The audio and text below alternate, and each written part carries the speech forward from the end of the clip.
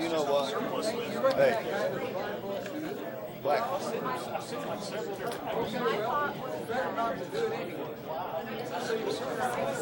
Okay.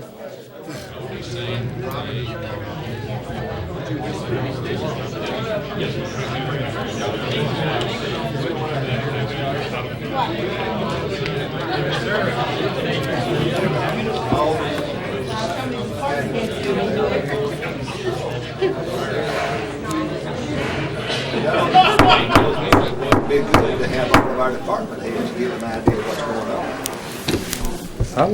What do y'all do? I like giving my report. Okay. Welcome, everyone. We don't need to be doing this. The first order of business is that we'll ask our very own city judge, Jim Conley, to step to the podium, and we will ask Jason Williams. Sir? Yeah. Are you still the city judge? Last time I saw it, I wasn't. The last time you find somebody you were, is that right? Well, maybe there's an impeachment inquiry going on we don't know about. I was the one behind that. Look around the room. Do you recognize anybody here that you've maybe found before? I recognize you. Guilty as charged. So, Mr. Williams, if you would step to the podium, we'll ask Judge Conley if you would to swear you in. Please raise your right hand and repeat after me. I, Jason S. Williams, I, Jason S. Williams, Police Chief for the City of Tullahoma, Police Chief of the City of Tullahoma, do affirm do affirm that I will faithfully, that I will faithfully, truly, and impartially truly, and impartially perform the duties perform the duties of said office of said office during my tenure during my tenure without fear, without fear, favor, or partiality, favor, or partiality, to the best of my skill to the best of my skill and ability. and ability. So help me God. So help me God. Congratulations. Thank you, sir.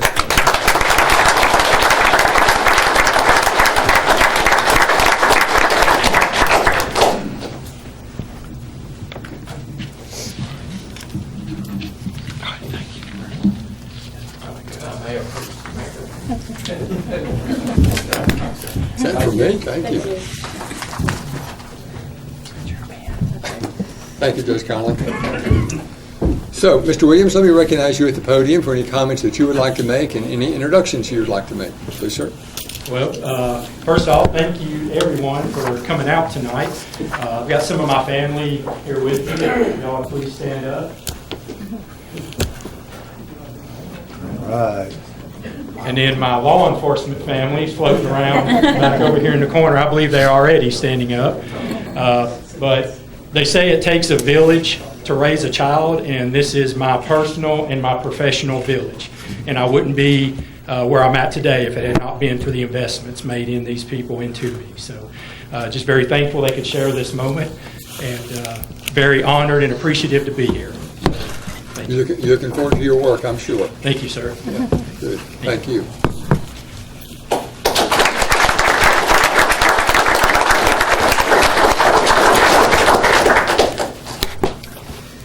Okay, everyone is welcome to stay as long as you'd like. If you want to slip out, that's fine at any point, or you're welcome to stay. We're out of here. Most people use this as an opportunity to go.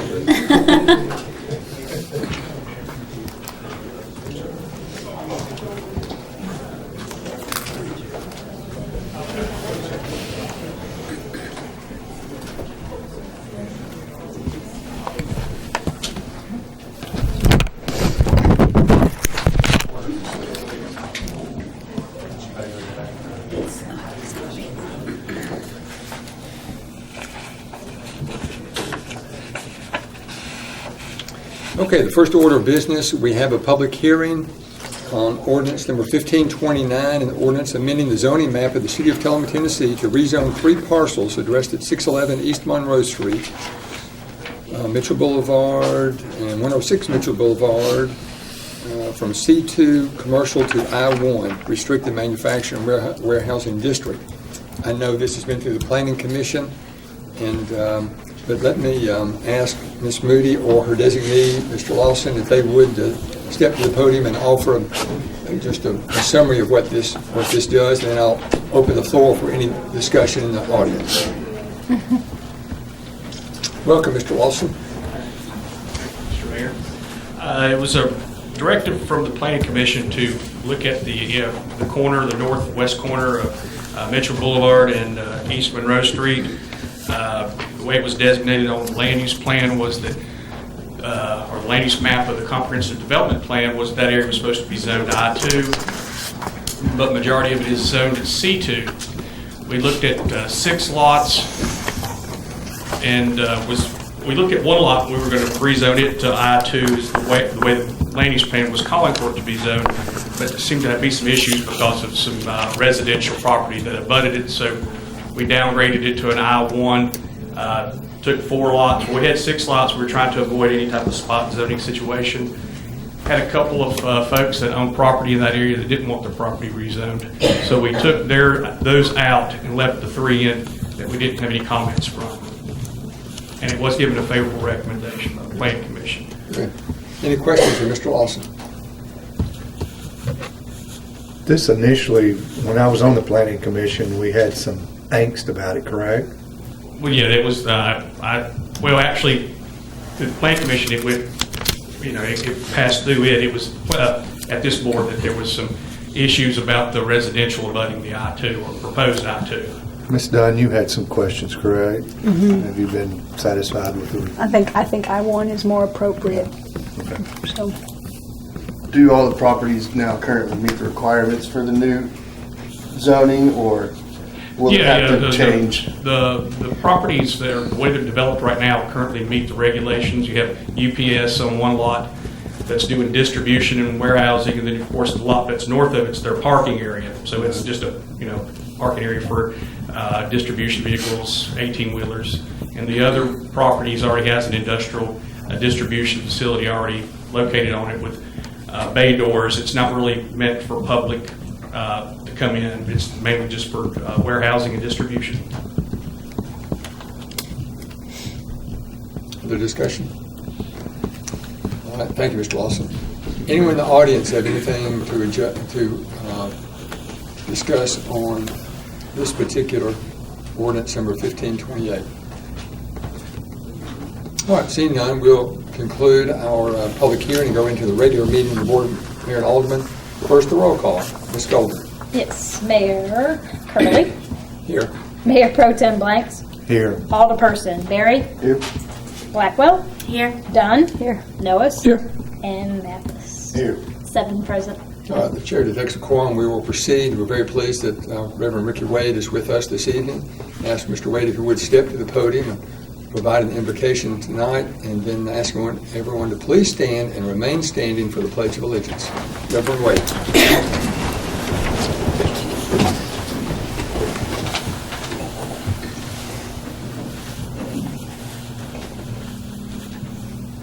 Let us pray. Loving God,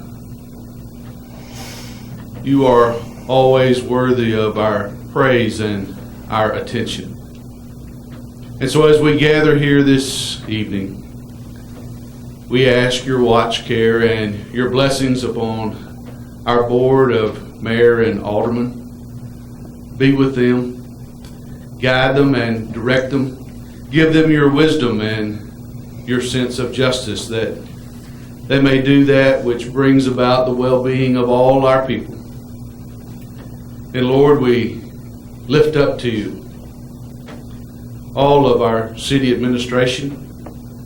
Give them a servant's heart and allow them to know that we appreciate deeply their service to our community. And this day we give you thanks for Police Chief Williams. Watch over him and guide him. Give him your strength and your courage that he might lead with integrity. And be with all of our first responders, those brave women and men who place their life on the line to serve and to protect and to come to us in our time of need. And all of this we lift up in prayer before the throne of grace. In the name of Christ our Lord. Amen. I pledge allegiance to the flag of the United States of America and to the republic for which it stands, one nation under God, indivisible, with liberty and justice for all.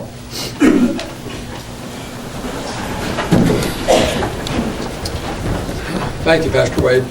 Appreciate you being with us tonight. So you see, we have a new person has joined us as our honorary alderman tonight.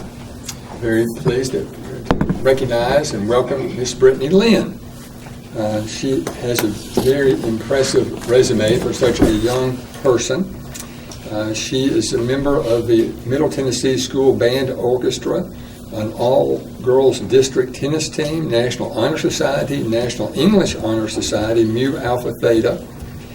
And she's taken a number of honors classes: English 1 honors, English 2 honors, Algebra 2 honors, Geometry honors, Pre-Calculus honors, AP Calculus AB, AP Calculus BC, Biology honors, Chemistry 1 honors, Physics 1 honors, World History honors, Spanish 1, 2, and 3 honors. Very impressive. She's active in has been active in the Tullahoma High School Band, the FBLA, Tullahoma Swim Team, the Student Council. She served last year as the junior class treasurer. This year she is the student body vice president. She is the vice mayor of the Mayor's Youth Council. She's active in Special Olympics, Caring for Kids, Algebra 2, tutoring, and if that's not enough, she works at King's Buffet as well. So, amazing young lady. I'll share, and I hope she doesn't mind, at one of the previous Mayor's Youth Council meetings, there were about 25 students sitting here, and I had to go downstairs. It was after one of our regular meetings, and I had to go downstairs to sign something or do something. And by the time I came up here to preside at the Mayor's Youth Council meeting, I was about 5 minutes late. And I walked in, and Miss Lynn is presiding, and with no authority to do so. I mean, she wasn't an officer or anything, and she was in charge, and so impressive. Later that meeting, I was asking for ideas of the Mayor's Youth Council, what they wanted to do this year, and with no reflection on any of the members whatsoever, seven of the nine ideas came from Miss Lynn. And so I look forward to really big things from Miss Lynn. So, Miss Lynn, thank you for being here today. Tell us a little bit more about yourself. I'm a senior in Tullahoma High School. I enjoy playing tennis and swimming. I enjoyed spending time with my family, and I'm very dedicated, and I am determined to not only influence our community and hopefully any community I am a part of in the future. do you want to share maybe what your plans are after graduation? I am applying to 9 different colleges. I hope to get into University of Chicago or New York University, but if I don't get into any of them, I hope to go to UTK and major in accounting or business. Very good. As I said, very impressive young lady. So, Ms. Lynn, if you would stand there at your desk, and we'll recognize you with a certificate as being the honorary alderman.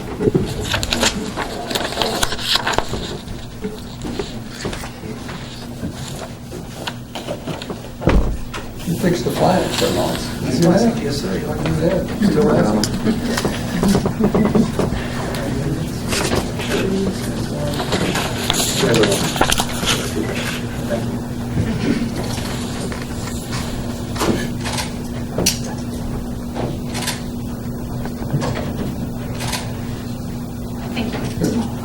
Congratulations. Thank you. Thank you.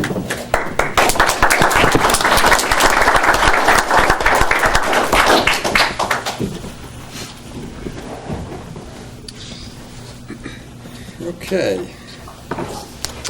Ms. Moody, I recognize you at the podium now for special recognition. Thank you. It is, as we've been doing every month for several months, and you are aware, we like to recognize some of our employees for their outstanding achievements. And this month, I'm honored to recognize some employees of Tullahoma Airport. And I'd like to ask Dr. Daniel to join me. Dr. Daniel nominated these employees, recognizing the efforts and their professionalism in hosting the Aircraft Owners and Pilots Association a few weeks ago. As you know, we had over 600 aircraft visit Tullahoma over 2 days, and 9,500 people attend. And I can only imagine how many times that fuel truck ran all over, filling up airplanes. I'm not sure you can. No. I do know it was probably over 10,000 gallons of gasoline. So very successful event. Really makes Tullahoma known all over the world because of this small airport and its tremendous way that we're able to host an event like this. I believe we're the smallest airport that's ever hosted this event, and we're also the only community that's been visited a second time. And so we may have also heard a few comments that this was their favorite location. So we're just honored by all of that and really want to honor the employees who represented us so well. John Glass, our airport manager, Jimmy Chapman, and Cynthia Duke. And they're here tonight. They'll come up. Dr. Daniel, do you have anything you want to add? We are really fortunate to have employees like this. They're almost like the postal service. It doesn't matter what the weather is, how cold it is, how wet it is, how snowy it is. They're there fueling airplanes, dragging airplanes around, and always doing so in an absolutely safe way, which means a lot to them, and it means a lot to us also. Great team. I think that's right. You are our welcome center, for lack of a better term. You're the face that they see first in Tullahoma, and we are so honored to work with you and thankful to have you. So thank you so much.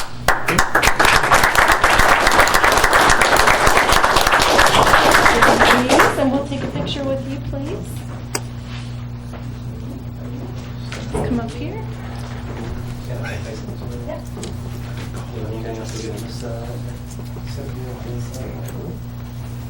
This. That's fine, right there. Just right, Bill. That'd be fine.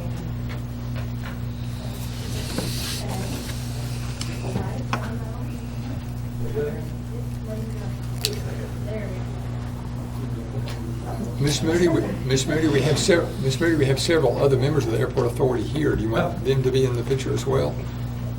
Let me get just them first. Okay. Okay. All right.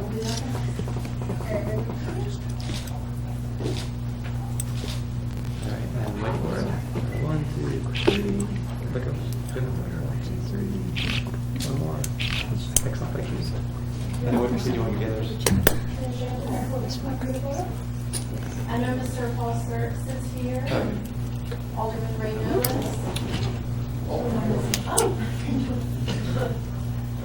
Jennifer Benetti.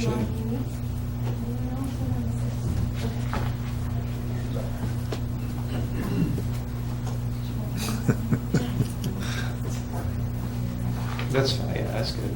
Yeah, we don't need to do double rows, that's good. Come on up, Dave. Go ahead. Everybody look here.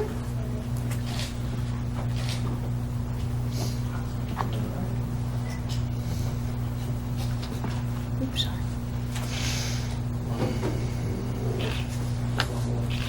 Thanks, congratulations. Good job, guys.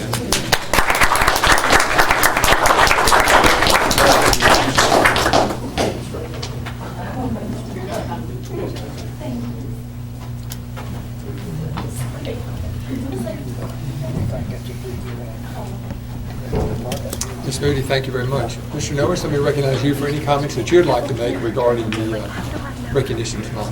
Well, these, the ones that were recognized are key members of that team. They have a larger team, the ones that keep the grass mowed, the ones that keep the lights working. The whole group is just great to work with. And I will say that not only do they have a AOPA fly-in 2 weeks ago, but this past weekend they had the beach party. And I had the opportunity of welcoming guests there at that event.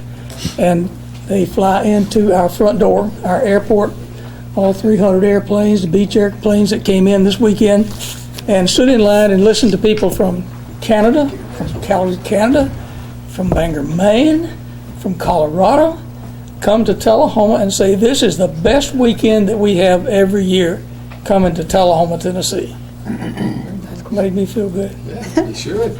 Make all of us feel good. Yeah, very nice. Okay, thanks, Ms. Moody. Okay, let's see. We have, I saw Mr. Graham here. Where's Mr. Graham? There he is. Okay. Mr. Graham, he's got a presentation, a short presentation he would like to make regarding an issue that has developed potentially in Tullahoma. So, Mr. Graham, let me ask you and your guest to visit the podium, please. Thank you, Mr. Mayor. I'd like to introduce Tyler Wakefield, who's our area forester. And of course, I'm the chairman of the tree board. And recently I learned that the emerald ash borer, I'm going to call it EAB, was recently spotted in Coffee County. And so I want to know from a standpoint of what its impact is and to what extent the city might be impacted. And there are two ways I want to do this. One is I'm going to give you a survey that I did of the trees that are on public property, the ash trees. And number two, Tyler is going to talk about just the extent of the damage this insect will do and what can be done about it. And he has relevant experience with it with respect to the city of Baltimore. So he has that for us. First of all, I want this to be thought of as an informational briefing only. We're just beginning to talk about this. So I want to do two things. I want to hand these out to you and then talk as you look at these, all right? Just want everybody, these are not the ones for everyone here on this, but just what is the emerald ash borer and what can it do to our ash trees? So, I did a survey of the ash trees on public property, and it might not be totally accurate. I covered all the major thoroughfares, and then our forester, Ian Anderson, went into a public park, and he found only, let's see, 6 ash trees. So, first of all, we have a limited number of ash trees in the city, but its economic impact can be significant indeed. What I show on this table is the average diameter is 30 inches of our ash trees. We have on the back too, 51 total that we found. And so you look at the cost of removal of these trees, and that is proactive removal, not after they start dying and you have to use a bucket truck, which is proactive. And the cost per injection of an insecticide. And the final column is benefits per year. So So if you go down to the bottom of it, you'll see that the cost of removal of all these trees, and I'm not recommending anything here, I'm just saying, just look at these numbers, is on the order of the cost of just one injection of this insecticide. So we're talking about a costly process, and obviously the city will have to make decisions on what trees are important. You may not want to take all of them and treat them. You may want to remove some of them because they are, in fact, diseased. But if you are going to do the injection program one every 3 years, the cumulative cost of that would be $182,000 for these trees, all of them. And if you did 5 of them or a select number of them, obviously it's less. But I do want to show the final column, which is benefits per year. And this is the benefits to the city from many different viewpoints. The aesthetics, the rainwater sequestration of carbon, removal of contaminants from the air, cooling effects, and this can be put in numbers, and that number is $330,000. So I want to show that from the standpoint of aesthetics and benefit to the city, the benefits outweigh the cost. This is based on my first study. I want to tell you that. Now I want any questions at this point for me? All right, sir. And I'll ask Tyler to talk about his experience with respect to this pest and what he's done in Baltimore. Yeah, thank you, Ralph, and thank you guys for having me here today. It's always great to get out and talk with folks about this stuff. So what is the emerald ash borer? So the emerald ash borer is an exotic beetle from Southeast Asia that came over to this country in the mid-90s and was introduced in the Michigan area. It was discovered in 2002 and started spreading from Michigan. And at this point, it's in pretty much every state east of the Mississippi River. It has killed millions and millions of trees over the last 15 years. So ash trees are extremely important from a timber standpoint, but many people don't realize that it was planted widely in streets and parks in communities across the United States. So as emerald ash borer started spreading across the U.S., communities were being impacted greatly as the beetle started killing trees. These communities had to pay for the cost of removal, had to deal with all the hazards associated with these trees dying along their streets and their city parks, had to deal with complaints from the public of how bad it looked and all that kind of stuff. So as this beetle kept progressing across the eastern half of the United States, folks started opening their eyes and said, wow, this is a really big issue. It was introduced in Tennessee, I believe it was a little over 10 years ago, and it was introduced in the Knoxville area and started spreading westward. And we just found it in Coffee County this year. So it is here. We just don't know how wide or how bad the infestation is yet. So it's in Coffee County. It's also in Moore County. So I think you guys are, in the crosshairs right now as far as when it'll get here. But the big thing is, what kind of impact is it going to have on your community when it does get here? So Ralph and the tree board are 10 steps ahead of the game by getting an inventory in place. So they went out and measured all the ash trees and figured out where they were, which is a huge part of trying to figure out what kind of impact it's going to have on your community. So Ralph said about 50 trees, I believe. So when you start looking at that number, you start thinking, okay, is it in power lines? Is it on busy streets? What kind of hazards are these going to pose to the public as these trees start dying? Because these trees die very, very quickly. About 60 to 70% of the mortality in an ash population happens within a 3-year window. So a lot of communities were kind of caught off guard. All these trees died, all their community trees died within a 3-year window, and their budgets took a big hit, having to spend all that money on removals and replacements within that 3-year time frame. So getting out ahead of the problem. So right now you guys don't have emerald ash borer, a known emerald ash borer infestation within the city limits right now. But not to say it's not here, but getting out ahead of it, figuring out what trees you want to remove, what trees you want to treat, if you're going to replace trees. That way you'll have less impact on your budget. You can spread out the cost as long as possible, and you can potentially save a lot of trees at this point. So if you decide to save some trees, you have some trees in the community, you think, hey, this is a great tree for aesthetic value. We want to keep this tree because it's a historically important tree. Right now would be the time to start thinking about, okay, we need to line up some treatment, people to come in and do the treatments, set aside some money in the budgets, and figure out how we're going to do this going forward, because it is either an annual treatment or every 3 years. So there's an interval there. You have to continuously do these treatments in order to save the tree. So that Ralph mentioned the cost of removal, that's a one-time cost. But if you save the trees for up to a couple decades, you have the continued benefits gained from those trees, like stormwater uptake, aesthetic value, carbon sequestration, all that good stuff, as you're saving that tree for decades into the future. So it's things to kick around. I mean, it's the benefits, as Ralph pointed out, outweigh the cost. So removing those trees, you're losing out on all those benefits you could gain over those couple decades of treatment.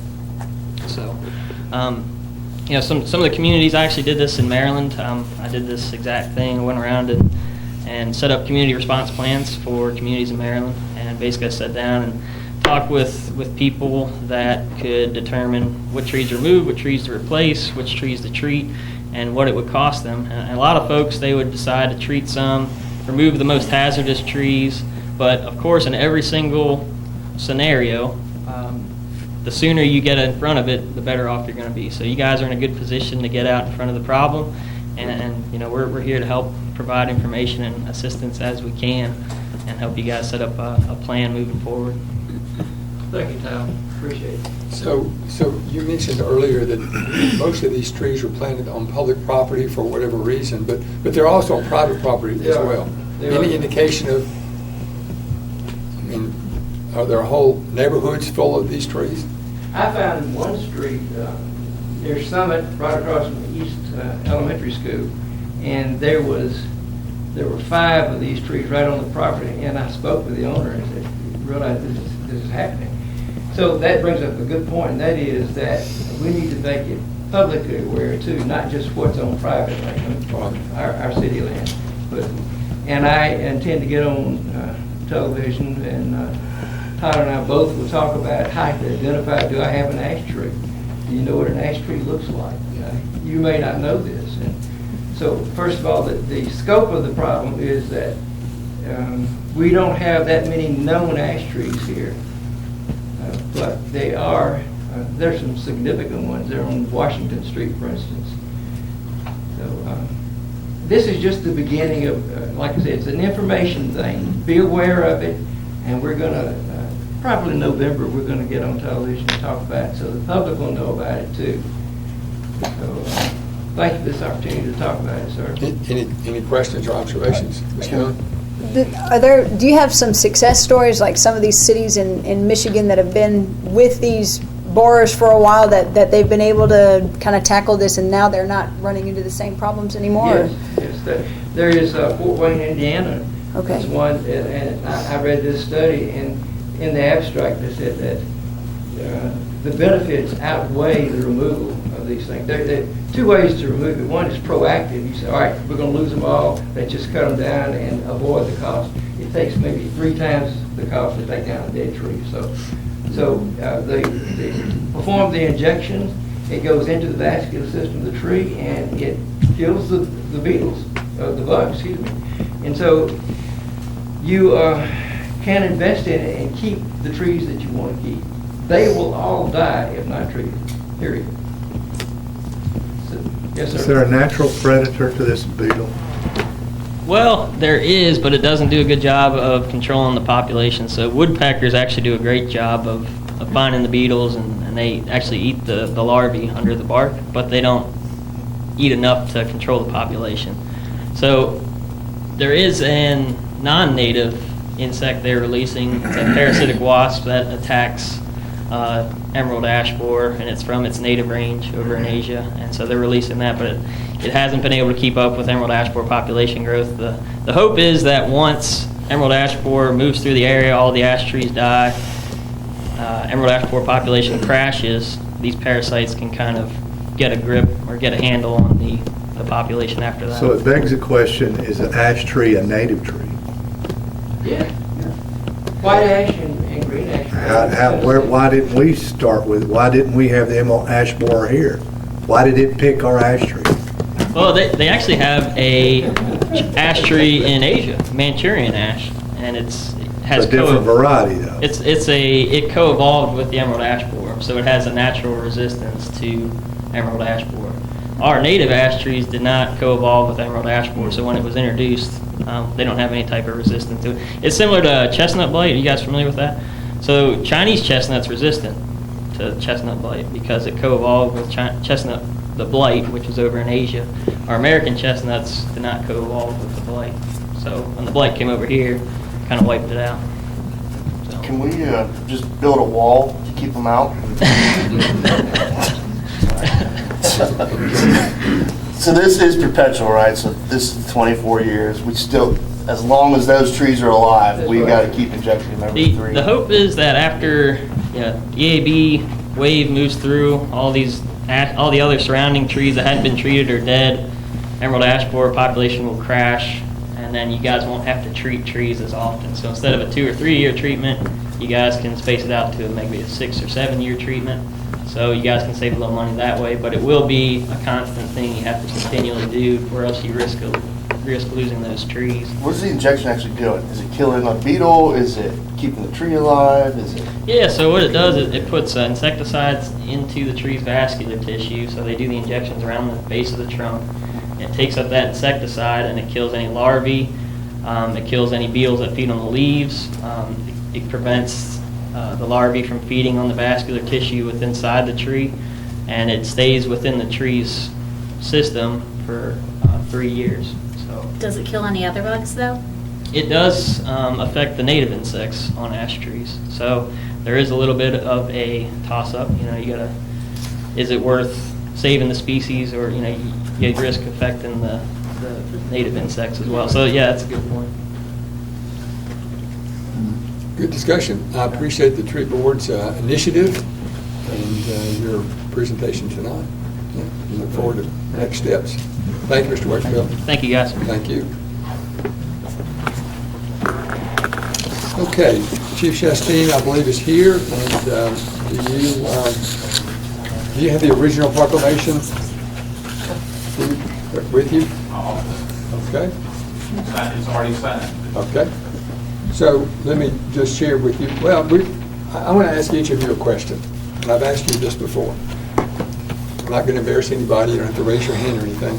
How many of you have an escape plan in the event of an emergency in your home?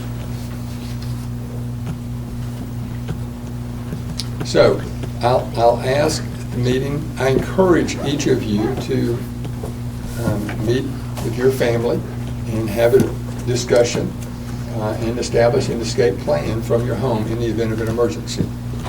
That can save a life. Chief Shasteen, anything you want to add to that? No, sir. Okay. Thank you for reminding me. Yep. So we'll ask again in 2 weeks and encourage all of you, if you don't have an escape plan, to devise an escape plan. In all fairness, it's just me at my home. It'll be a short plan. It'll be a short plan. Probably just a sentence will do it. But it is serious, and so I encourage each of you to have an escape plan. But I was contacted recently by a group in the governor's office, and you have a copy of this, but Imagine a Day Without Water Day. Whereas Tennessee's 6.7 million residents rely on our 60,000 miles of rivers and streams, high-quality aquifers, and groundwater, along with our more than 100,000 miles of public water infrastructure to provide drinking water to greater than 90% of the state's population. And whereas access to clean drinking water and managing water responsibly is critical to Tennessee communities' public and environmental health and to a high quality of life through economic commerce, power generation, and recreation.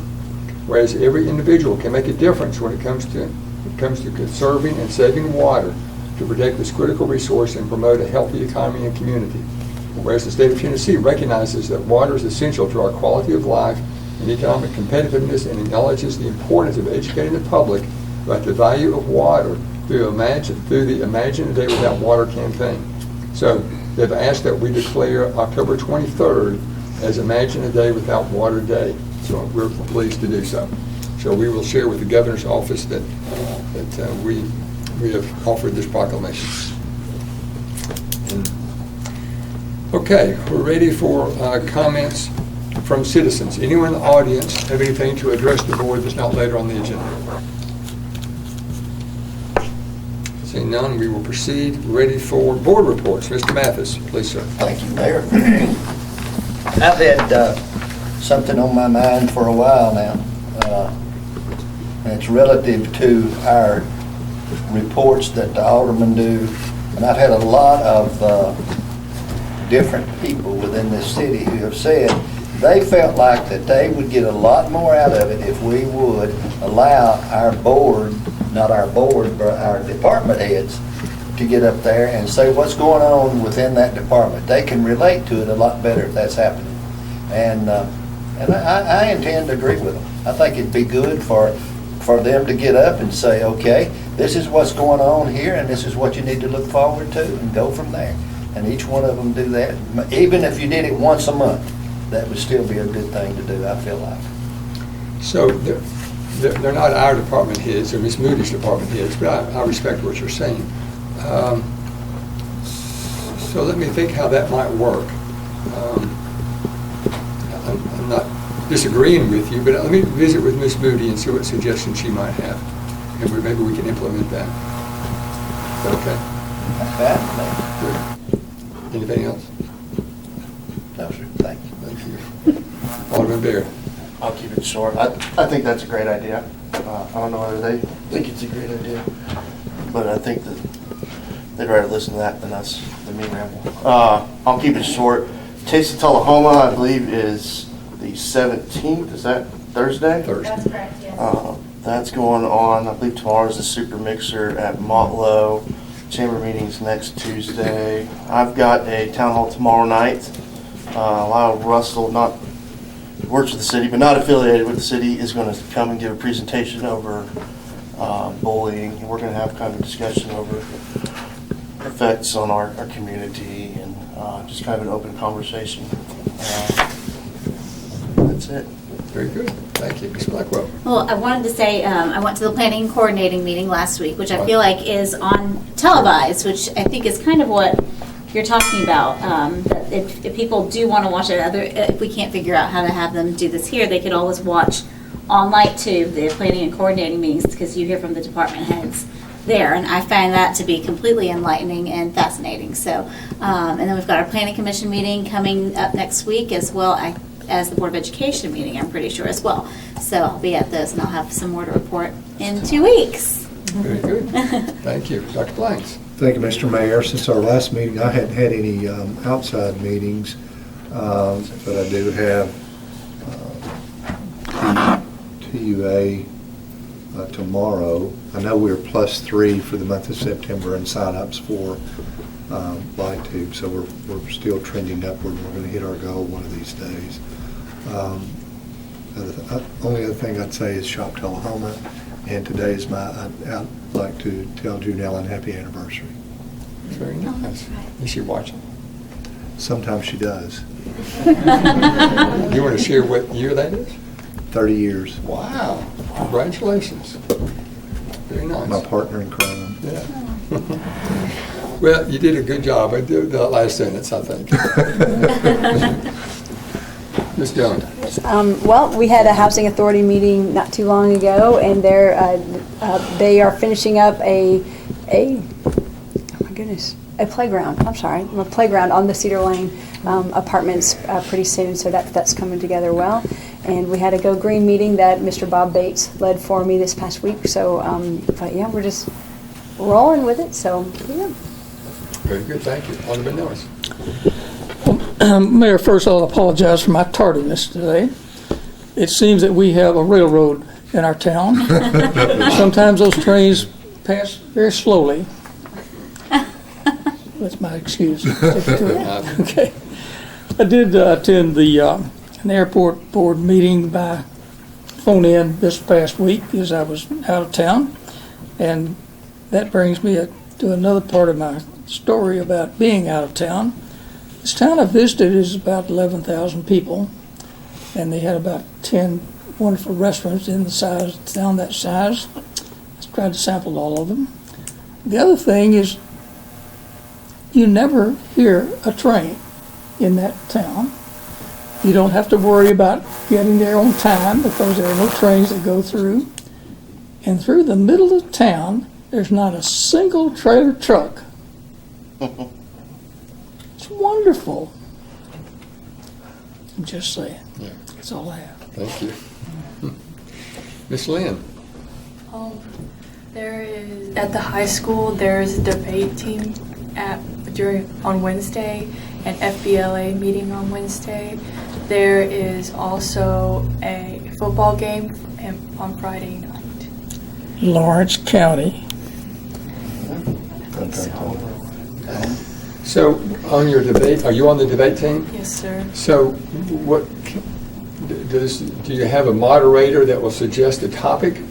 Right now, Miss Sisk, she's the one who is giving us topics and we debate on them.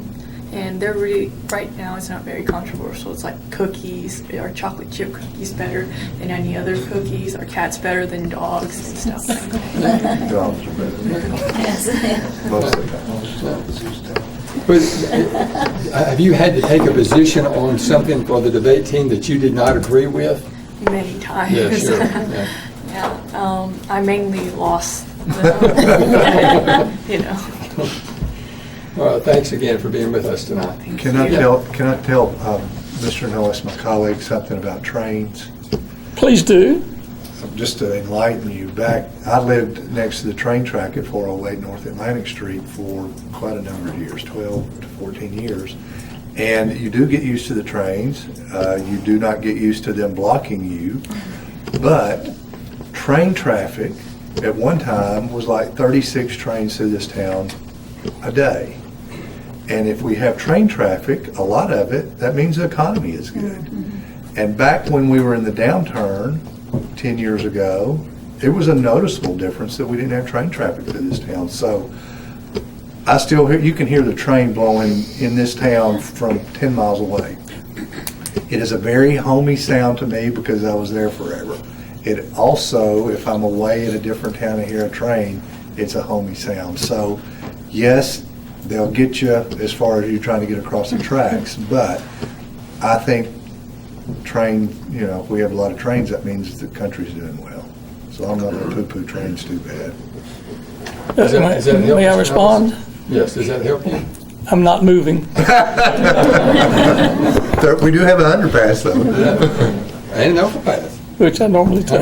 How many towns in town have an underpass and an overpass? I know, we got it all. We got it all. Okay, I saw Missy Marshall, who is the director of the state Keep Tennessee Beautiful. And I've known her for some time, and I've invited her to Tullahoma. She will be here on November the 1st.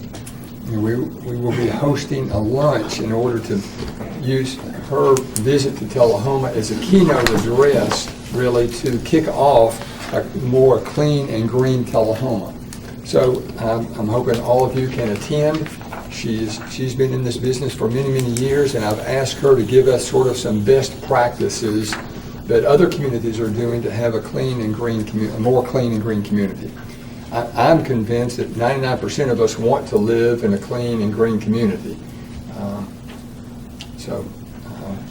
November the 1st, 11:45, E.W. Wilson Community Center.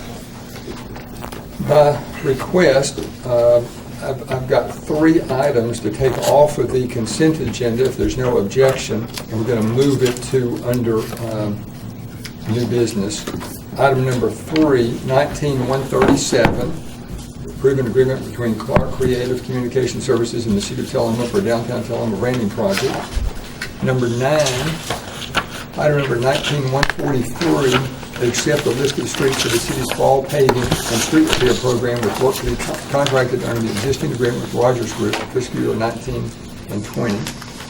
And number 12, 1946, approve a grant application to the Tennessee Department of Transportation, Transportation Alternatives Program. So if there's no objection, we'll move those 3 from the consent agenda to the regular agenda for discussion and a vote. Everybody okay with that? Okay, so now we're ready for the city attorney's report. Mr. Worsham, please, sir.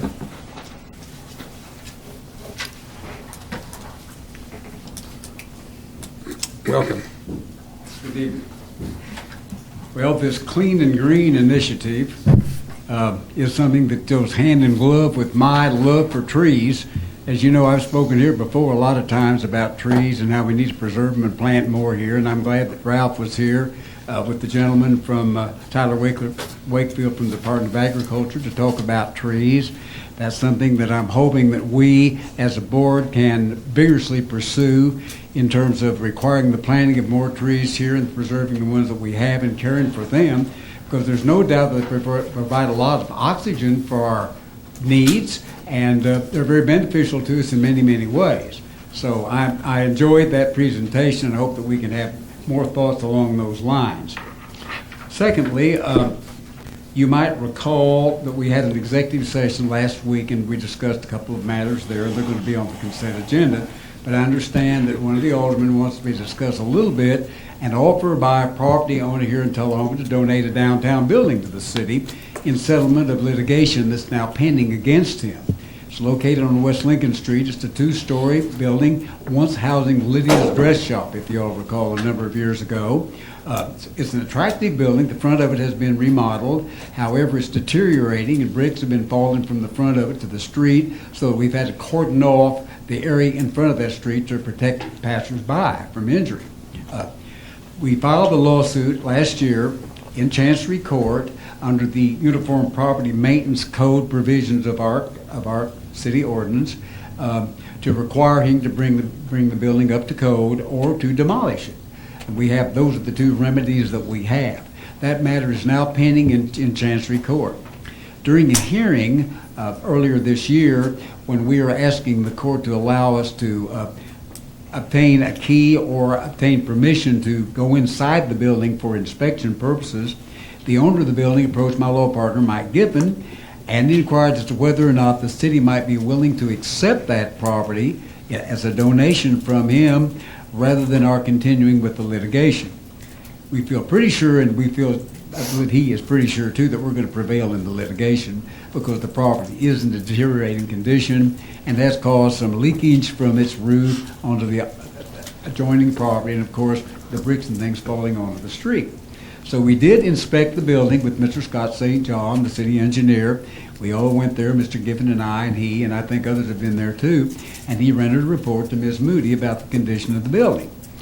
It's not irreparable. It can be repaired. It's going to be costly to do that. However, and it'd be costly to demolish it as well. But I asked Mr. St. John just one question. I said, Scott, you knowing what you do about this building, if someone were to offer it to you free, would you take it? He said, definitely I would.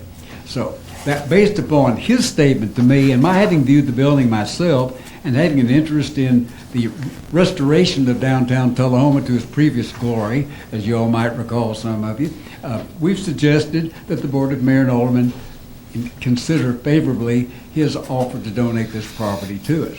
That would end the litigation. We would save the expenses of continued litigation. The only expense that we would have is that we'd have to pay the city taxes. He will be required to pay the county taxes on the building up to the date of the deed. We understand there may be some people in the community already interested in purchasing it. We're going to pursue that, of course, if we were to acquire it. And so tonight, if you all agree to that, and I'll answer any questions that I might, we're going to ask the board to allow the mayor to execute a document, a settlement agreement with the owner of the property.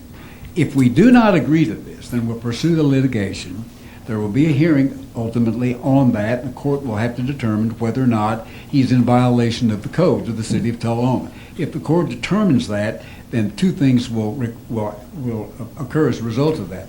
Either he will be required to demolish the building or bring it up to code, one or the other.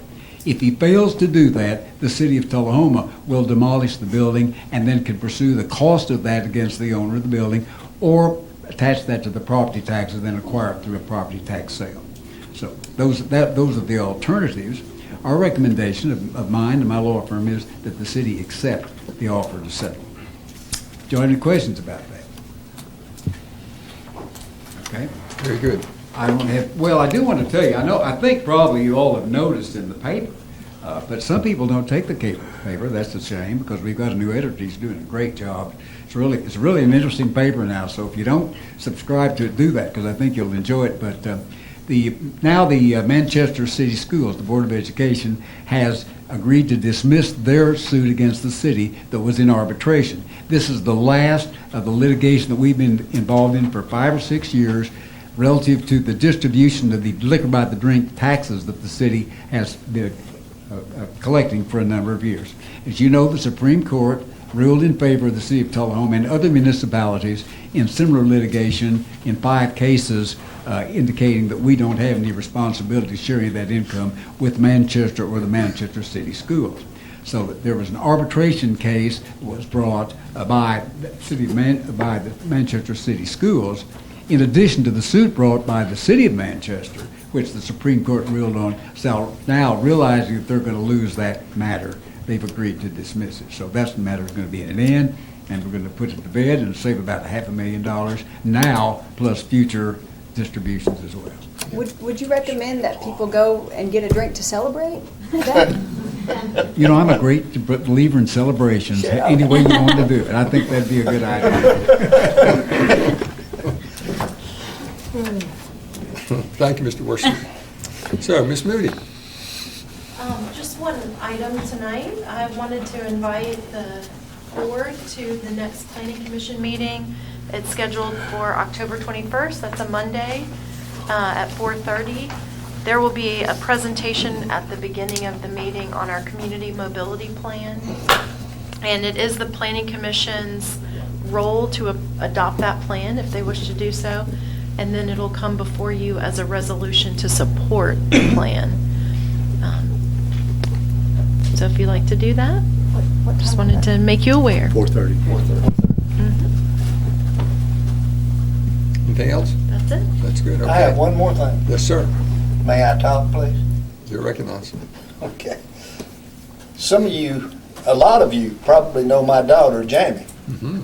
Okay. Jamie is one of these individuals that, or who, will, if you have an animal and she finds that animal, she's going to adopt it. I don't care if it's cats. She's had a mouse, and she's had dogs, big old dogs, those big old huge things. She had 4 at one time, and they were fostered, and they ended up putting her in charge of the fostering of those animals, and now 2 of them have died, so she has 2. But the issue is this.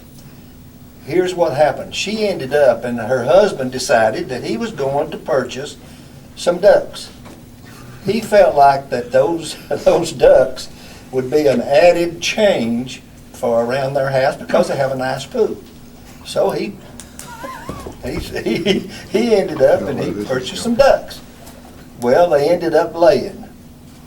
And my granddaughter, she decided, well, if I've seen that these things will hatch. So she decided she was going to try to hatch them. Well, she did. She hatched 7 of them. And then all of a sudden they went from 2 to 9 ducks. But in the meantime, one of those ducks ended up being attacked by 3 of the males attacked this female duck and broke her leg. She couldn't walk and was very, very, very, uncomfortable trying to get around.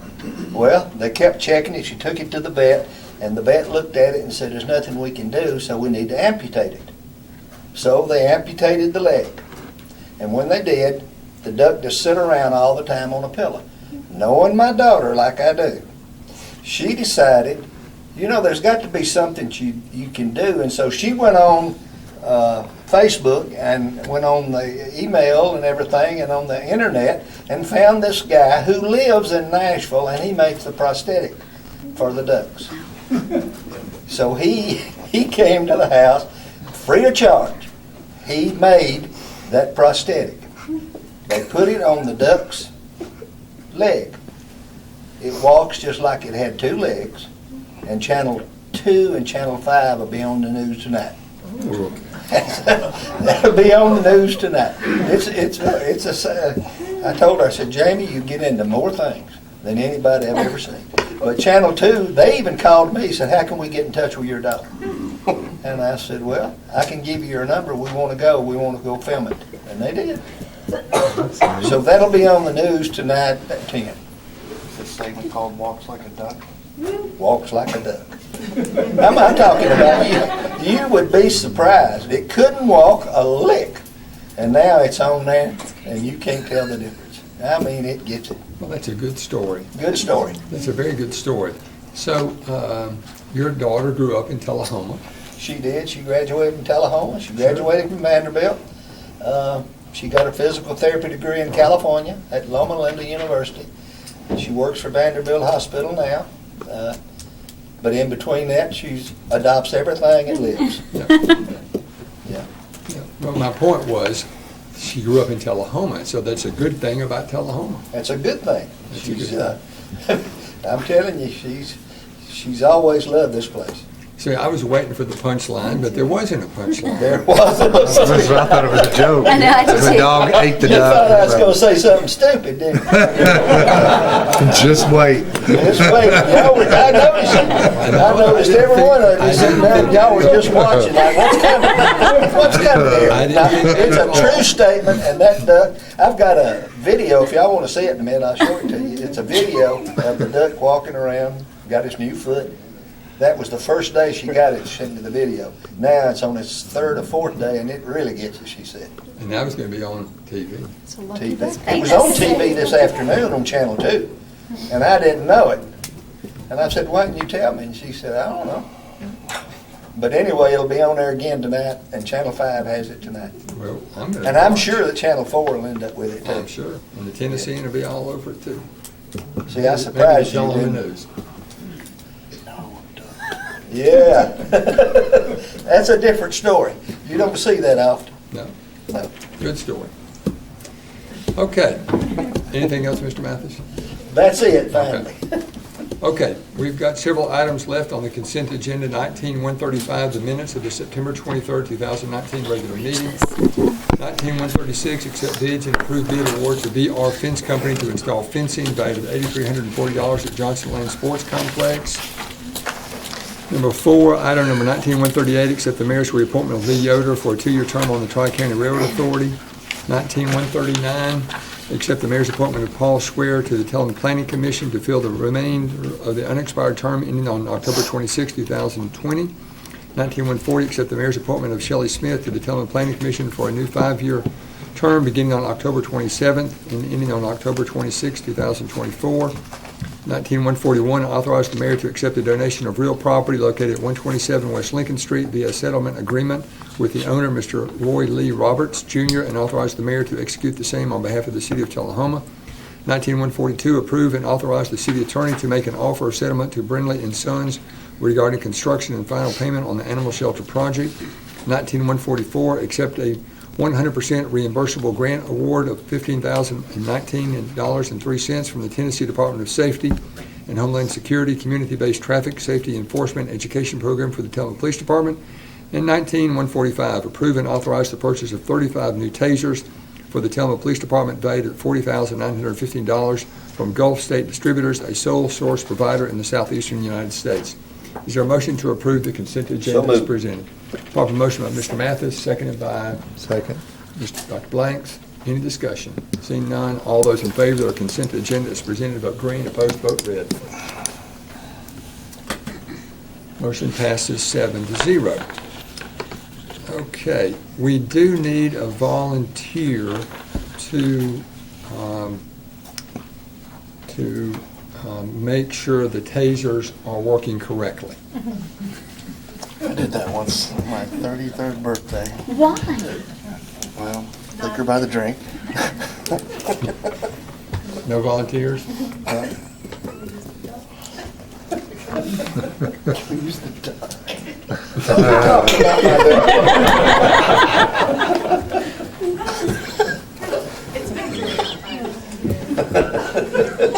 Are you thinking about it, Mr. Norris? I think that, I really think that our new chief of police is doing a great job.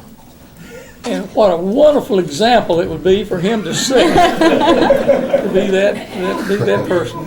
Thank you. Hey, they each need tested, or Either that or city administrator. So, Mr. Williams, have you ever been tased before? Yes, sir, 2 different times. I hope for good cause.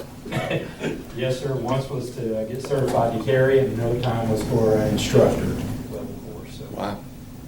I volunteered for the second one. Okay. As bad as they say? Yes, sir. Yeah. Okay, so we've approved the consent agenda. We have no old business. Let's handle the couple of new items of new business, and then we'll go back and pick up the 3 that we carried forward. Ordinance number 1529, an ordinance amending the zoning map of the city of Tullahoma, Tennessee to rezone 3 parcels addressed at 611 East Monroe Street on Mitchell Boulevard, 106 Mitchell Boulevard, from C2 to I1. This is the first of 2 readings. We earlier held a public hearing. No comments. The floor is open for a motion. Motion. A motion by Ms. Blackwell, seconded by Mr. Noes. Any discussion? First reading. All those in favor of the motion as presented, vote green. Opposed, vote red. Who made the second? Sorry. Said Mr. Noes. Okay. Motion passes 7-0. Next item, resolution number 1815, a resolution to adopt the City of Tullahoma North Jackson Streetscape Plan. Is there a motion to adopt the So resolution? Proper motion by Mr. Mathis. Second. Second by Ms. Blackwell. Any discussion? A couple questions. Yes, What is sir. this, any immediate impacts on this? Are there any, or is this just, we're not going to immediately go out and have new zoning issues or tell people they got to put certain No. things in, or this Ms. is Moody? just... No, we wouldn't. It affects our decision-making and our planning processes. And the most immediate impact is on a grant that we have for Cedar Lane to complete some sidewalks along North Jackson, William Northern, and down Cedar Lane connecting into our trailhead. And so we'll incorporate some of their recommendations in that design.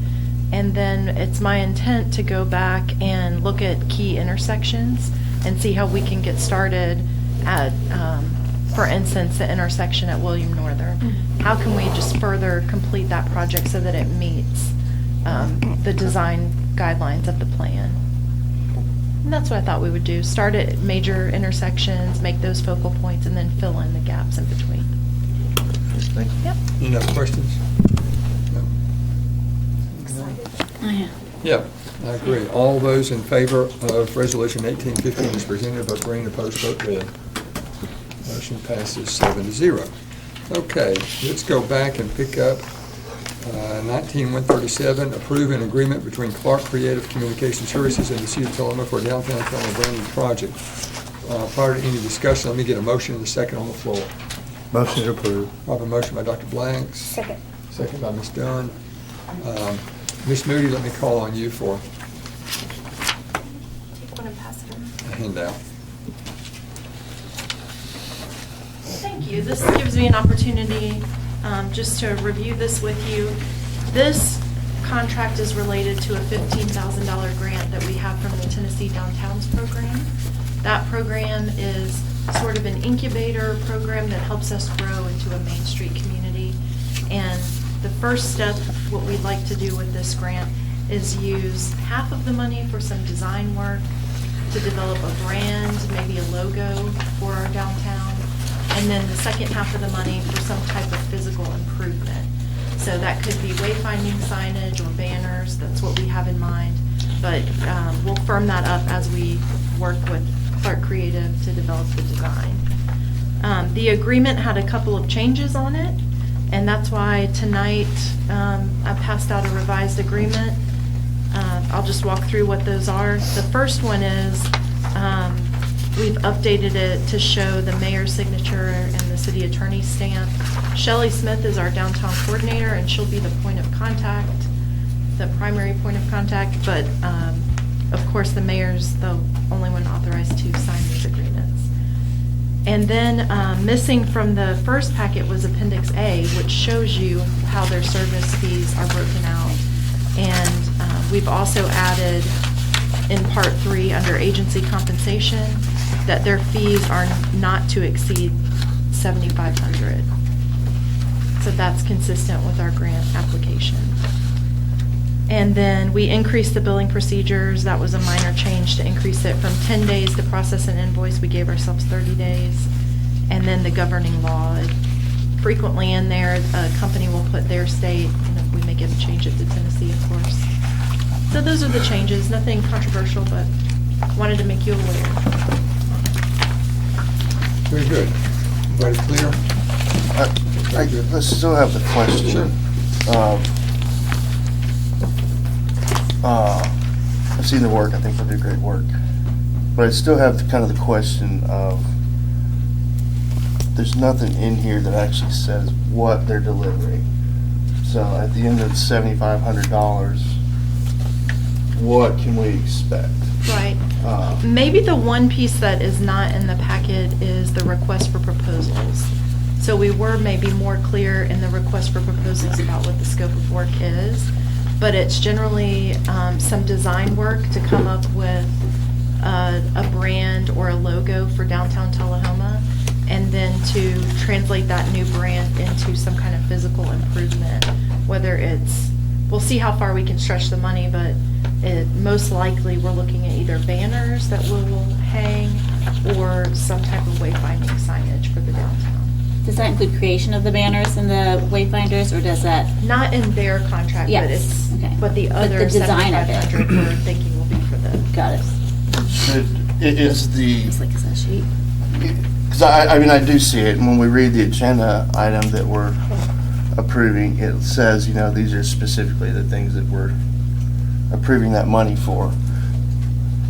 Should that be attached to this as a separate exhibit so that there's some way? I mean, are we going to be able to come back, say we give them $7,500, and in 12 months, we got maybe a logo. Did we pay $7,500 for that logo? Is there any way for us to come back and say, Well, no? my understanding you were-" is it's not a lump sum fee. We're not saying we're gonna pay them a flat $7,500 for services, but we've made it clear that we won't spend more than that. And then that Exhibit A has some of their rates for different services they provide. I think that Shelley Smith will be managing the project, so she'll be watching their billable hours and make sure that, you know, they're not billing us and we're not getting good design work from those hours. I forgot. There you are. You're behind the podium. If you'd like, I can ask Shelley Smith to come up and talk a little bit about what we've hired Clark Creative to do. I'm happy to answer any questions, but I'll be working hand in hand with Clark Creative every step of the way. They're going to be reporting to me. We're working together on a daily basis. I, for many years, owned a small business in downtown Savannah in Georgia, and so that was during the recession, and so I learned the hard way not to pay anyone for anything that you could do yourself. And I was not able to afford to do the marketing and design and branding and the web design.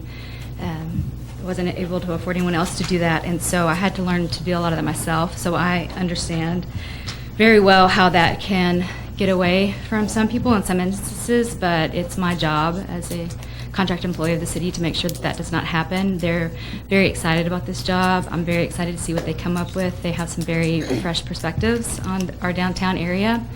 And so we will continue to monitor and work with them very closely. And it's not as though we're going to just give them a blank check and have them come back to us in a couple of months with that lump sum. As Ms. Moody pointed out, that is a cap on the design services. So we are not obligated to hit that $7,500 mark. We might come up with a logo that we think, and some ideas that we think we can run with as early as next week, 2 weeks. We're hoping to kickstart this program, and all we need now is just to have sort of the marketing assets, the name, the logo that we can get behind. I was going to say the banner to get behind, but you don't take me too literally on that. So it's very exciting, and I'm happy to come to any meetings and answer any questions anytime.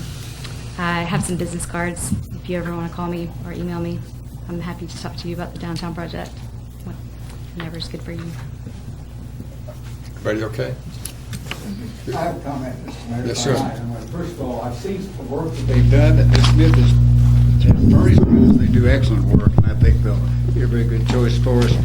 Unfortunately, or fortunately, depends on how you look at it, I was in Vermont last week and didn't get home till late yesterday afternoon, so I didn't get a chance to review this contract with Ms. Moody prior to the meeting tonight. I just consulted with her, I hope not rudely, about a change that I suggest in paragraph 6 of the agreement, that we did amend the bid by telephone, but I hadn't read it all.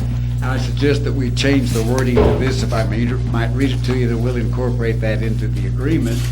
This agreement shall be governed by the laws of the state of Tennessee, and both parties shall submit to the jurisdiction of the state and federal courts and seek remedy by court-sanctioned mediation prior to resorting to litigation. So replace arbitration with mediation? Yes. Right. Let's see, who made that motion? Blanks, and then seconded by Dunn. Are you okay with the change? I'm okay with that. You're okay, all right, so. Any other discussion? I know you're fully capable, and I respect your ability to keep them on task. I'm still just kind of uncomfortable with not, when I leave here tonight and go have dinner and somebody asks me what you're going to get for that contract, what'd you spend our money on? So I know we're not technically spending it, but This grant is administered through the Tennessee Main Street program, and it's very explicit in the grant allocation and what the money that we've received can be spent on. So they're very specific that they are giving us this money and we have to spend it on design services. $7,500 of it, right? And Yes. the other half has to go to physical signs or Correct. not just design. Yes. Yeah, I think I had a copy. Grant. Okay. I just don't want to end up with a $1,000 logo or a $2,000 logo, and I understand. So which I run a media company, Right. so I it completely concerns me in understand. that sense. Is that Aren't you my point of contact with the downtown program? I am. So would you like to schedule regular weekly meetings and we can go over the progress and if at any time? If the mayor, I'm comfortable with that. Yeah, sure. Yeah, good idea. I would, yeah. I would enjoy that. Mr. Worsham, do we need to have a motion to accept your change, or can we just do that verbally? I believe we can do that verbally, because we're going to be agreeing on the contract, and I've just announced the change, and that's, of course, on the record, so I think that's all we need. Okay. All right, other discussion? Ready to vote as verbally amended? Vote green, opposed, vote red. Motion passes 7-0. Okay, the next item, accept the list of streets for the city, item 19-143, accept the list of streets for the city's fall paving and street repair program with work to be contracted under the existing agreement with Rogers Group for fiscal year 19 and 20. So let me get a motion and a second on the floor. Motion. Open motion by Ms. Blackwell, seconded by Ms. Dillon. Ms. Moody. There's actually a pretty neat step that Mr. Taylor and his team go through to identify what streets need to be paved. And perhaps is that what you're handing out? Some version of that? Thank you. Yes, I wanted to use this opportunity. I had some questions earlier today from a couple of aldermen, and I think it's also probably citizens are interested in hearing the process for how we select the streets. And this list of proposed streets is for our spring paving. It is possible that we may be able to get some streets paved this fall before asphalt plants close, but the remainder of the work, whatever isn't done, will happen next spring. So, to start, I passed out a few handouts, and I'm sorry I couldn't get these onto a slide before tonight for the public to see, but I'll just describe the process. The way it starts is our public works staff, Butch Taylor, John West, and our city engineer, Scott St. John, they'll review the streets, the quality of the streets. They'll drive every street in the community. And that happens every 3 to 5 years. And they will give ratings. And so the first sheet I have in front of you is just a sample of what a rating sheet looks like. What you can't see is that behind each of these boxes, where they're marking the level of distress or the quality of the road, the drainage, the maybe cracking at the edge, different variables, behind that are formulas that are helping to generate what the material cost for repair would be. Additionally, they look at things like traffic volume, and this helps generate a rating. And so that's in the kind of box to your top right. The one in front of you is just a sample, and it has a rating of 580. That number, the higher the number is, the worse the quality of the street, okay? So then I want to show you, go to the next page, and this is a spreadsheet of all the streets in Tullahoma. And this is just the very top ranking. So you can imagine this spreadsheet continues on for several pages. But I wanted to show you, this is the top ranking streets. If you take the bundle at the top, you see Cedar Lane, several portions of Cedar Lane. All of those fell out to a score of 580. That was our worst score. When you go to the next group, you start to see some more residential and collector streets. Their score was a 560. I don't know this for a fact, but my assumption is that the volume of traffic on Cedar Lane makes that 20-point difference. But in general, they are equivalent in terms of disrepair or the need for resurfacing. What we decided to do is take all of the Cedar Lane and projects and group those together as a capital project. And maybe I should have said this to start with, because cost is obviously a limiting factor here, right? We budget $300,000 in Public Works street paving budget annually, and then we have $118,000 left in our capital budget this year to put towards it. So roughly $400,000. So when we're looking at this list, we're also paying attention to that total cost column, and we're limiting the number of streets to the budget. So Cedar Lane, when you take all of those collectively, it would have spent the entire $418,000 for resurfacing. So we said that's really its own capital project. It's not less of a priority, it's still a top priority, but it really needs probably to be funded as a capital project out of a future bond issuance or something like that. So that's why you've got that black line that I show you there. We went down to the next tier of streets. We went as far down the list as we felt like we could afford with the money we had. We also, when you go to the next page, there's a picture of the Cedar Lane project for the future. Just wanted to make you aware of that. And then page 4, the proposed list. We looked at where these projects are in terms of the city's quadrants. That's not a criteria that we look at for ranking streets, but I think we like to just double check and see, are we taking care of streets in every area of the city? Are we taking a kind of a fair and balanced approach to how we're spending the paving money? And we noted the quadrants for you in the agenda packet. And then I also provided you a list of the streets that were paved in spring of last year, just so you have that.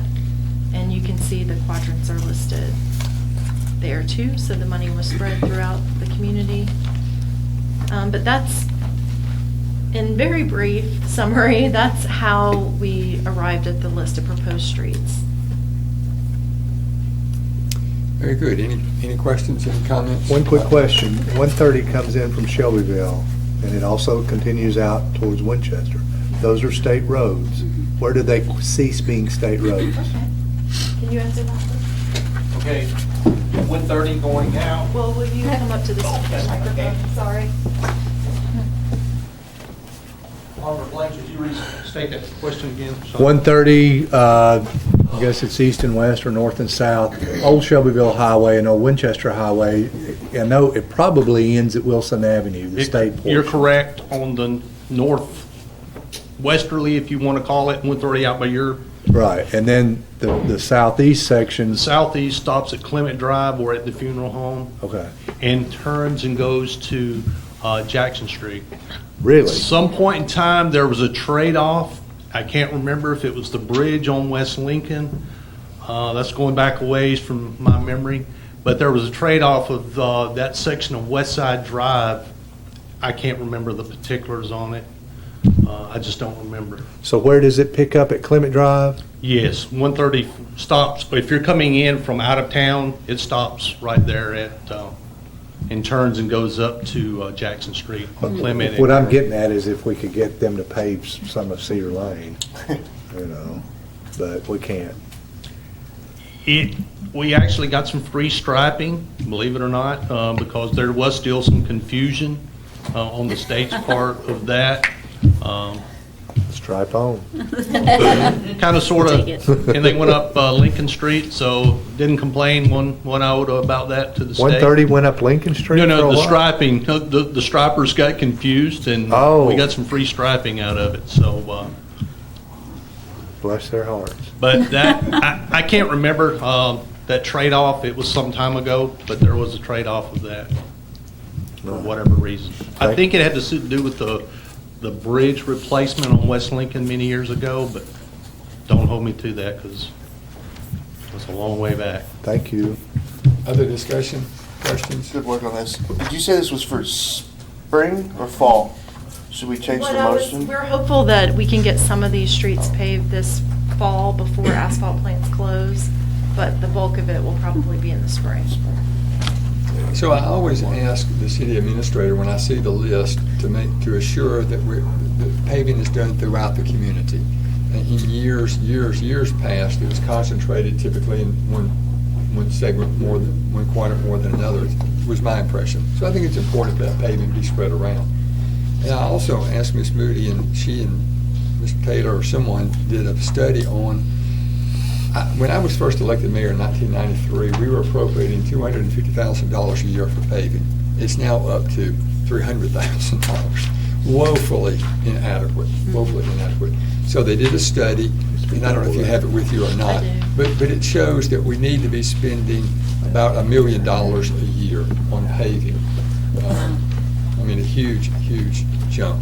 So I just ask that each of us keep that in mind as we appropriate monies for the next fiscal year budget. Shop Tullahoma. That we've got to be spending more to maintain the streets. You know, I typically get, and perhaps you do as well,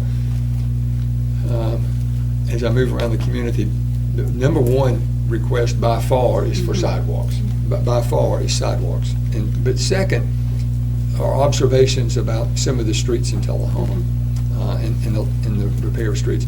And I'm quick to emphasize that Public Works does the absolute very best that they can with the resources given to them. I mean, we're the ones that provide the resources, and they're the ones that take care of it. So I just encourage you to keep the discussion in mind as we move forward for the next fiscal year. Okay, so we've got a motion and a second on the floor. We're ready to vote on item number 19143. All those in favor of the motion is made, vote green, opposed, vote red. Motion passes 7-0. One additional item number 19146, approve a grant application to the Tennessee Department of Transportation Alternatives Program. Let me get a motion and a second on the floor for discussion. Motion by Mr. Berry, second by Ms. Blackwell. Ms. Moody. So, very relevant after the last discussion. TDOT grants. TDOT gives grants for transportation projects, and they also sometimes give grants for alternative modes of transportation. And that's what this is. This is the Transportation Alternatives Grant Program. The maximum that you can request is $1 million. We're very close, requesting just under that for a project that would primarily improve South Anderson Street between East Lincoln and East Carroll.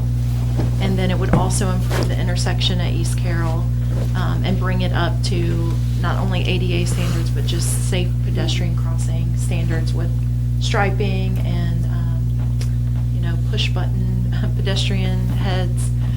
And the way that we've been selling it, and I think a lot of people selling it to TDOT, is making the connection between East Lincoln Elementary and our Hands-On Science Center. But I just wanted to emphasize that we do have existing sidewalk on East Lincoln and some on East Carroll, but in terms of, it's kind of a story that we're telling about connecting the two.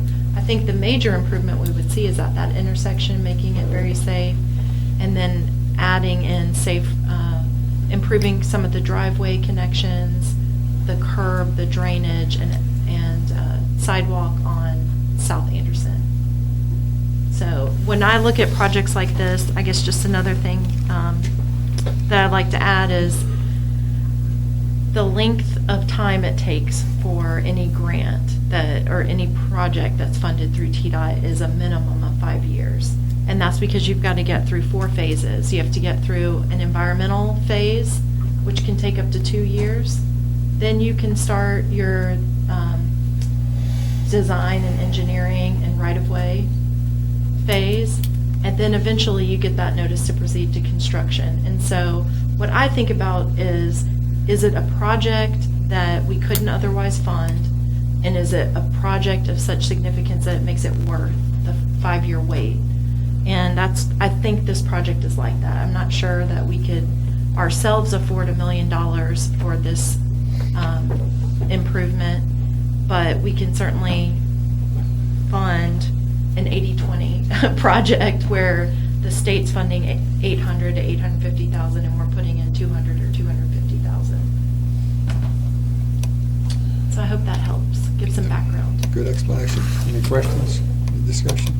I'll say I stood out there on the corner during the elections and waved, and they desperately need some little bit. I mean, I'm a little bigger, but there needs to be more room out there for. I agree. That's what I kept saying. It's a major gateway into our, not only the downtown, our entire community. It's also, I know, well-traveled for those of you that go out to UTSI or AEDC. I think some improvements at that intersection I'd be really excited to see. And I think the community would support it because this project, another reason it was selected is it was the priority intersection identified in our community mobility plan. And so when citizens came out and asked for improvements, this one was the most frequently requested intersection in the city. So it certainly got Ms. Moore's attention. She's a major property owner along Anderson Street, so that would be very nice to get that done. Anything else, other discussion? When will we know if we're approved or not? Unfortunately, it is not until next September. So the deadline for this was October of this year, and we won't be notified of awards until next September. That'll be a surprise. Yeah. Okay, all those in favor of item number 19-146, vote green, opposed, vote red. Motion passes 7-0. Ms. Moody, any other new or old business I skipped over? No. All right, we will adjourn and go into the beer board portion of the agenda. First on the agenda is 19 BB 37 beer application on and off premises permit for new business, Phase 2 Bar and Grill located at 311 South Anderson Street. Owner and manager, Mr. Ashley. Ashley? Do you want to do the minutes first? Yeah, I think I will. Well, since I've already gotten into this, I'll back up. My fault. Mr. Ashley, are you present? Okay. Welcome. If you would step to the podium. Welcome. So, have you received a copy of the beer laws of Tullahoma? Yes, sir. I have. You've read those? Yes, sir. Do you have any questions at this time? You understand the sale? I'm sorry? Okay. So, you understand the sale of beer is a very important responsibility in Tullahoma. What experience do you have in the retail sale of beer in Tullahoma? Well, it's been I've been in it all my life. My grandmother had Bay's Cafe, and she's recently passed away several years back. Her business was ran after she retired by my aunt, and I think it was like 38 years. So, I was a previous bar owner once back in 2010. Me and my wife split up. And, we had a pretty good business. Hardly any trouble. And I think the city needs something else, a little bit more to go to, So what do you have in place that will assure us that beer will not be sold to minors? Well, I've got a lady that's doing a lot of my book work and stuff. Has already got lined up to have all my employees have ABC license, and they're going to be coming down and doing a big training together. And we're going to have security. We also have security cameras installed and stuff up on the approval. And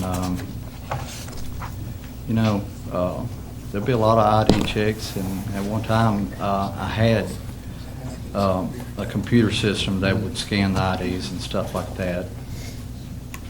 So you're saying you no longer have that system? That was 10 years ago, but we are in process of purchasing that. Okay, good. I don't think, Ms. Golden, I don't recall that we've had an on and off premise very often. Not very often. Yeah. So, so is it a combination of a bar and a store? And a grill.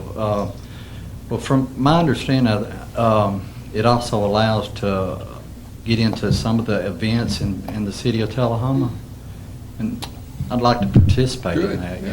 Sure. Yeah. So you will not be selling beer out of your facility, out of your business, that people are going to take off premise unopened? Oh, okay. All right, I misunderstood. Your business can move, like go to South Jackson or wherever. Right. Taste of Tullahoma. Yeah. Okay. Oh, okay. So, let me, any questions that you have? No, sir. Let me get a motion and a second on the floor for any other discussion that might take place. Motion to approve. I have a motion by Dr. Blanks. Second. Second by Somebody. Mr. Berry. Not me. Okay. I'll take it. So, does anyone else have any questions or comments? I guess I don't know that I know that the off-premise, is that right? Wouldn't that just be a special permit? Would be yeah, my with it- thought is. Yeah. You don't get them both now. You'd have a Right, isn't special that- I mean, permit like, for the event. The Chamber of Commerce is doing the Taste of Tullahoma with a thing tonight, right? They're just doing a special permit. I think my understanding is that the beer license is per location. Okay. It is location-based. Yes. So when it's off-premise, it's usually talking about The gas station. growlers or package liquor that you're Yeah. carrying Yes, off-site from that one location. So I'm not sure that it would assist you with special events, but we do have a separate process, and I don't know if having an off-premise, I don't know that that relates or assists you in the special event permitting. No. So we do want you to participate in community Yes. events, and you're welcome to do so, but this off-premise is, if there's another step involved to do that. Now, I think what Ms. Golden was saying is that will you be selling growlers there? Growlers? Right. That's a bigger, like a. Pardon me? Yeah. A growler is like what you see in a lot of craft beer places. It's bigger than a 40. Allows you to carry it home. Oh, no. I don't want this to slow the process down, but based on what he said, does he need an off-premise? Not unless he's going to be selling the growlers, which are craft beer jugs that are sealed, can't leave unsealed. And Well, then the it's- second Yeah. would be like a six-pack of beer. Can we just But amend you're the not going to do motion? that, you said. So would it save him money if he does not have a off-premise license, or is it the same thing? Same. Oh, okay, all right. Just the title. Just trying to save you a little money. Okay. Any other comments? Should we, Well, if he wants off premise, he can have it. He won't have to come back and get off premise if he decides he wants it. He'll have it. But it refers They do to growlers. six-pack leaving or a growler leaving your physical Is that going to location. require additional steps on his end after this? Other Yeah. legal hoops he's going to have to go through that Yes, he if wouldn't if we took that off and If- just did on? If you take the off, he would have to resubmit his application and pay more money. So we might as well leave it the way it is. Right. Yes. Yeah. But understand that it Okay. does not allow you to go to an event Okay. and sell beer. You have to Okay. do a special Do a event. special. I get some Gotcha. information on that. Okay, so that, yeah, I mean, I would We leave need it to check with on. Ms. Golden. Thank you. Okay. Other discussion? Good, good. Other discussion? Seeing none, all those in favor of the motion, permit Mr. Ashley on and off premise to vote green, opposed to vote red. Motion passes 7-0. There you go. Oh, congratulations. All right, 19 BB 38, beer application special event permit nonprofit for the Tullahoma Area Chamber of Commerce, Station of Tullahoma on Thursday, October 17th. Ms. Hope Sarton will be the manager in charge of beer sales for the special event. Consider waiving the special event beer permit fee. So, Ms. Pugh, unless you want to talk, you probably don't need to, but we'll see. Is there a motion to? So moved. I have a motion, Mr. Mathis. Do you agree to waive the fee? I do. Okay. Second. Waive the fee. Waive the fee. All right. Any discussion? Seeing none, all those in favor of approving the motion, vote green. Opposed, vote red. There you go, Ms. Pugh. All right, You didn't have to that say was simple anything. enough. Unless you wanted to talk. Do you want to talk? I would like to personally invite everybody out to Taste of Tullahoma, happening on downtown, or at downtown. It'll be on West Lincoln Street. We are shutting down the street from London's down to the Veranda House. We have several vendors that are coming out, and it's gonna be a really great time. So kids 10 and under get in for free. And then anybody over 10, it's $15. And make sure you bring your ID so that you can do a little sampling. All Very right. good. Good announcement. Thank you. IDs. So, before we adjourn, I made a mistake. Yeah, no, that's what we're getting ready to do. So, we've got one consent agenda item, 19-8 BB36, minutes of the September 23rd Beer Board meeting. All those in, is there a motion to adopt? Motion. Second. Motion by Ms. Blackwell, seconded by Mr. Noes. All those in favor of the consent agenda as presented, vote green, opposed, vote red. We all get tired, punchy. Motion passes 7-0. Any other business? Seeing none, we are adjourned.